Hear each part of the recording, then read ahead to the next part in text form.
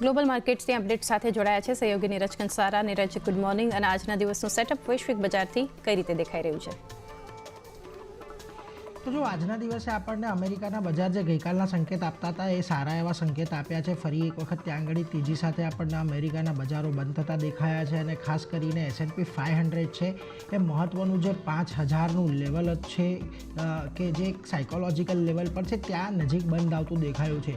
તો કે ગઈકાલે ઇન્ટ્રાડેની અંદર આપણને આ જે 5000નું લેવલ છે થોડી વખત માટે ક્રોસ થતું દેખાયું હતું, પરંતુ જ્યારે બજારની અંદર થોડોક ઉપરના સ્તરેથી ઘટાડો આવ્યો ને છેલ્લે ક્લોઝિંગ આપણને 5000ની નીચે આવતું જોવા મળ્યું છે.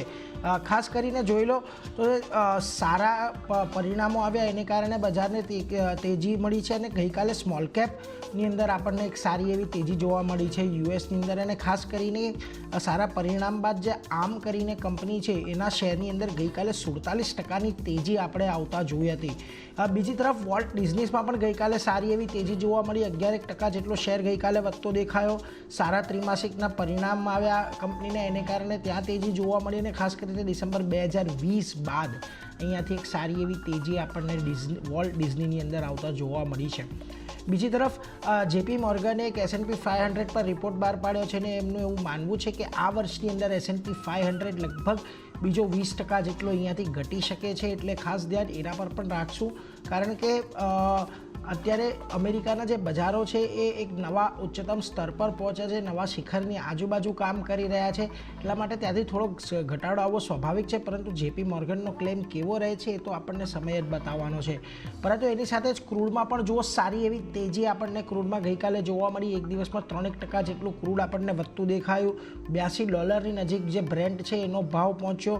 WTIનો ભાવ પણ 76ની નજીક પહોંચતો દેખાયો. 2024માં અત્યાર સુધીમાં લગભગ 6% જેટલું ક્રૂડ વધ્યું છે અને સતત બીજો મહિનો છે 2024માં કે જ્યારે આપણને તેજીમાં કારોબાર જોવા મળી રહ્યો છે. હવે પરિસ્થિતિ એ થઈ છે કે અમેરિકાના હુમલામાં જે હુતી જે વિદ્રોહી હતા તેમાંના એક કમાન્ડરનું મોત થયું છે. ખાસ કરીને જે લાલ સમુદ્રની અંદર આવતા જતા માલવાહક જહાજોને નિશાનો બનાવતા જે હુતી વિદ્રોહીઓ હતા એમની સામે અમેરિકાએ અહીંયાથી એક્શન લીધું છે અને એને કારણે અહીંયા થોડી તણાવની પરિસ્થિતિ ઊભી થઈ છે. બીજી તરફ હમાસે ઇઝરાયલને જે યુદ્ધ વિરામ માટેની એક પ્રસ્તાવ આપ્યો હતો, જે ઇઝરાયલે ફરી એક વખત ફગાવી દીધો છે. આ જ બધા કારણો છે કે થોડું જે ટેન્શન મિડલ ઇસ્ટની અંદર વધી રહ્યું છે એને કારણે આપણે ક્રૂડની અંદર વધારો જોઈ રહ્યા છીએ. બીજી તરફ એશિયાના બજારો જોઈ લો, આજે કોસ્પી તાઇવાન બંધ છે, પરંતુ હેંગસેંગ અને નિક્કેઈ અને શાંઘાઈની અંદર આજે આપણને સારી તેજી જોવા મળી રહી છે. બીજી તરફ હેંગસેંગમાં આજે થોડોક ઘટાડા સાથેનો કારોબાર છે અને સ્ટ્રેટ ટાઈમ્સ આજે થોડું આપણને પોઝિટિવિટી અહીંયાથી દર્શાવી રહ્યું છે. પરંતુ ગઈકાલે આપણે 21800ની ઉપર નિફ્ટી ફ્યુચર્સ બંધ આપતા જોવા મળ્યા હતા અને આજે જુઓ આપણને ગિફ્ટ નિફ્ટી જે છે 21700ની આજુબાજુના સંકેતો આપી રહ્યું છે.